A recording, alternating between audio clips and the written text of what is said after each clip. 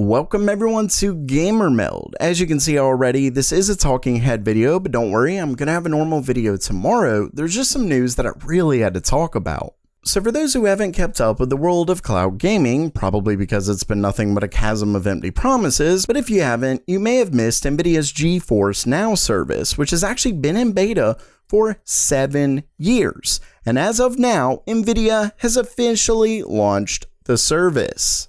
Of course, you're probably wondering why any of this matters. I mean, we have Google Stadia, which so far has been an unmitigated disaster, but I'll get to that in a second. But we also have a ton of services either out or coming out from the likes of Microsoft, Sony, etc. So why does this matter? Well, in my opinion, GeForce Now looks to be the best one, or at least the best iteration of cloud gaming. The reason I say that is because GeForce Now does things very differently than the others. So instead of offering a completely new marketplace, completely new service like say Google Stadia, or a streaming service like Netflix for games, GeForce Now actually lets you play your games from your favorite marketplace. So Steam, Uplay, the big marketplaces on PC.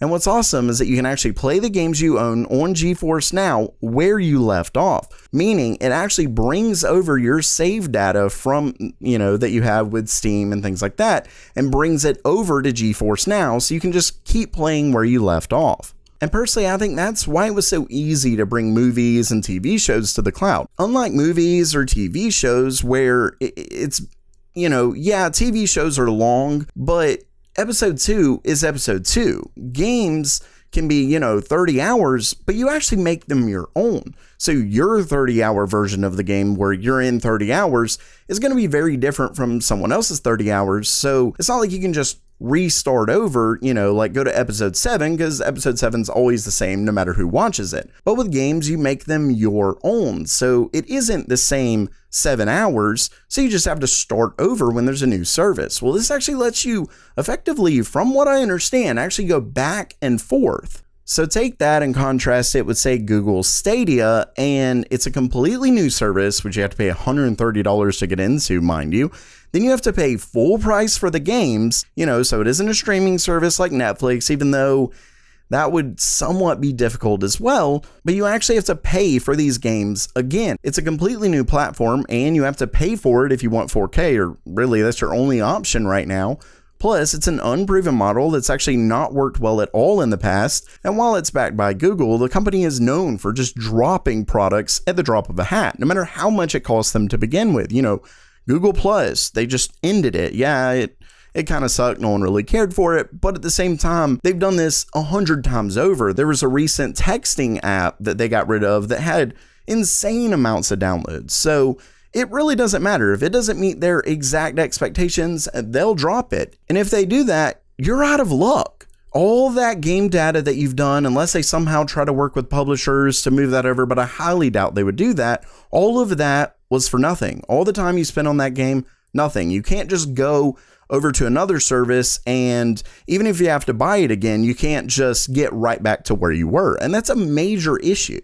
On the other hand, let's say that GeForce Now goes the way of Google Plus, you still have that save file on your PC because it's your game. Yeah, you'll lose the functionality of it if it went away, but at the same time, you still have the game.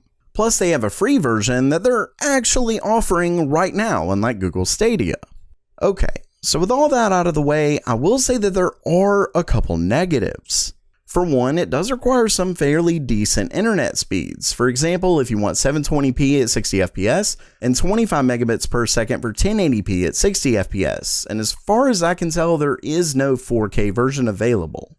Unfortunately, you do have to be fairly close to their servers. Luckily, NVIDIA says that their data centers in North America and Europe can reach 80% of broadband homes within 20 milliseconds. So it's fairly quick, but of course, if you're not part of that, you're kind of screwed.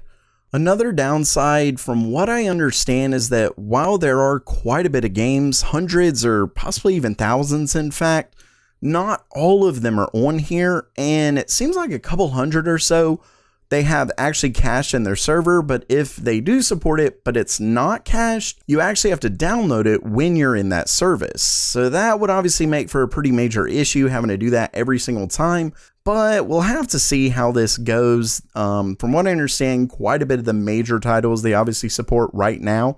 And don't get me wrong, they have way more titles than say Stadia or anything like that. Lastly, while it is free, it only offers 1 hour sessions, which is kind of lame. I do kind of understand it. Don't get me wrong, that's so much better than Stadia since they don't even offer theirs and are just vaguely talking about it, yet don't have it right now. Anyway, it is something that I do think is really important just because even if you have those download speeds, like I have really good download speeds. I have like 200 megabit speeds, and yet I even have major issues. Like I've tried Sony's, I didn't like it. I've just never really enjoyed these cloud services so far. And to be honest, I don't know why, because I don't need, major high FPS or anything like that. It's just like there's this very clear lag ever so often, especially like with Sony's in my personal experience. Now, I know a lot of people haven't had that, and it may just be my internet, or maybe I'm too far away from the servers, but either way, I just haven't had very good experiences, so to be able to get into it for free is nice. Now, they do offer $4.99 a month for 12-month Founders Edition, which is actually a 90-day introductory period. I'm not sure what it's going to be after that. Regardless, not too bad. Obviously, it will be going up. Either way, one thing that is cool, it does offer priority access, so I guess you get in quicker if the servers are pretty loaded.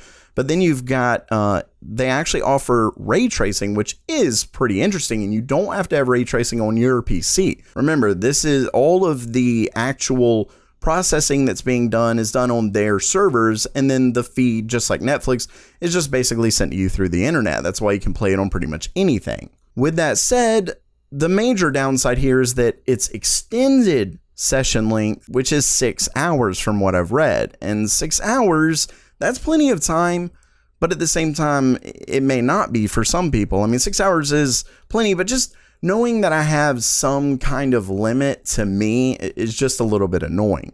So anyway, that just about wraps it up for GeForce Now. I personally really am excited for this service. I think it's kind of a great middle ground. You can play it on the go, whatever, and then you can come home and play it locally as well, where you're not going to have half the interferences that you would have while on the cloud.